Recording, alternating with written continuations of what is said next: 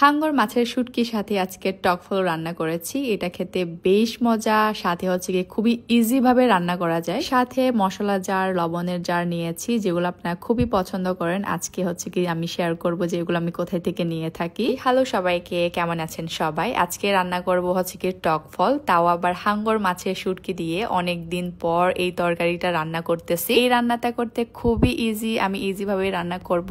সাথে এই রান্নাটা খুবই মজা হয়, যেহেতু আমি হাঙ্গর মাছের শুটকি ব্যবহার করব। তো আপনারা চাইলে হচ্ছে কি যে কোনো শুটকি দিয়ে এই রান্নাটা করতে পারবেন। তো এই যে আমি হচ্ছে কি টক ফলগুলোকে কুটি কাটে নিয়েছি, মানে পরিষ্কার করে নিয়েছি। দেন হচ্ছে কি এখন একটু গরম পানি দিয়ে টকগুলো হচ্ছে একটু বের করে নিব, যেহেতু একটু বেশি টক। তো বেশি টক হলে হচ্ছে কি রান্নাতে একদম খাওয়া যাবে না, তাই হচ্ছে আমি টকগুলো একটু বের করে নিতে চাচ্ছিলাম গরম পানি দিয়ে। এই যে 2 থেকে 3 মিনিট রাখার পর হচ্ছে কি এরকম টকগুলো বের হয়ে আসবে, এরকম লাল লাল কালার হয়ে আসবে। দেন এখন আমি রান্নার জন্য হচ্ছে কি পরিমাণ তো তেল, পেঁয়াজ, এরপর বেটে রাখা মরিচ দিয়ে দিলাম। এরপর দিয়ে দিলাম হচ্ছে কি হাঙ্গর মাছের শুটকি, যেটা আমি পরিষ্কার করে গরম পানি দিয়ে ধুয়ে রেখেছিলাম। এরপর দিয়ে দিলাম হলুদের গুঁড়া, দেন হচ্ছে লবণ। এরপর দিয়েছিলাম হচ্ছে কি সিদুলের ঝোল। তো এটা যেহেতু টক ফল রান্না করতেছি, বেশি টক হবে, তাই হচ্ছে কি একটু সিদুলের ঝোল দিয়ে দিলাম। আপনারা চাইলে এটা স্কিপ করতে পারেন, আপনারা যে কোনো শুটকি দিয়ে রান্না করতে পারবেন। যেমন হচ্ছে কি চিংড়ি শুটকি, যেমন ছুরি শুটকি, কি যেন অনেকগুলো শুটকি আছে, তো আপনারা এগুলো দিয়ে ট্রাই করতে পারবেন। তো আমি হচ্ছে আজকে হাঙ্গর শুটকি দিয়ে রান্না করতেছি। টক ফল এমনিতেই হাঙ্গর মাছের শুটকি দিয়ে হচ্ছে খুবই মজা হয়।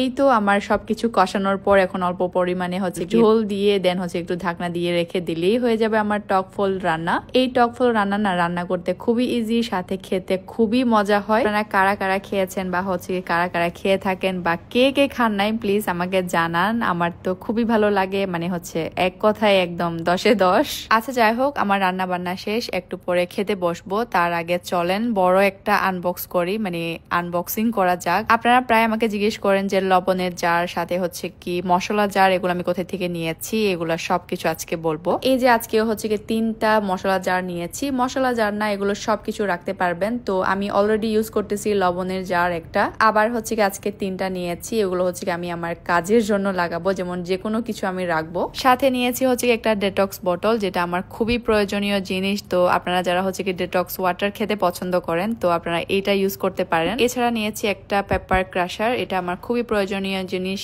তো আমি নিবো করে অনেকদিন পর আজকেই নিলাম। একটা ফায়ার প্রুফ কুকিং পট নিয়েছি, এটা এত কিউট, আমার খুবই পছন্দ হয়েছে। আমি যে কোনো কিছু এখানে ছোটখাটো জিনিস রান্না করব, সাথে যে কোনো কিছু করে মানে দিয়ে হচ্ছে কি সার্ভও করা যাবে। সাথে নিয়েছিলাম একটা হানিকন কড়াই, এটা বেশ ভালো, সাথে বড়ও ছিল, আমি সবকিছু এখানে ভাজি টাজি করতে পারবো বড় কিছু। দেন নিয়েছিলাম একটা ওয়েডেন ট্রে, এটা অনেক দিনে নিবো করে আজকে নিলাম। এটা হাতে পাওয়ার পর বুঝতেছি এটা কোয়ালিটি কত ভালো, এটা একদম বড় ছিল, আমার একদম কাজে আসবে। এবার বলি আমি এই প্রোডাক্টগুলো কোথায় থেকে নিয়েছি। এগুলো নিয়েছি হচ্ছে কি আমি ম্যাগনিফিসেন্ট ফেসবুক পেজ থেকে। তো ওনাদের পেজ লিঙ্কটা আমি উপরে মেনশনে ক্যাপশনে দিয়ে দিব, আপনারা চেক করে হচ্ছে কি পছন্দের জিনিসগুলো নিতে পারবেন। তো এই ছিল আজকের ভিডিও, সবাই ভালো থাকবেন, দেখা হচ্ছে পরে কোনো ভিডিওতে। সবাইকে টাটা।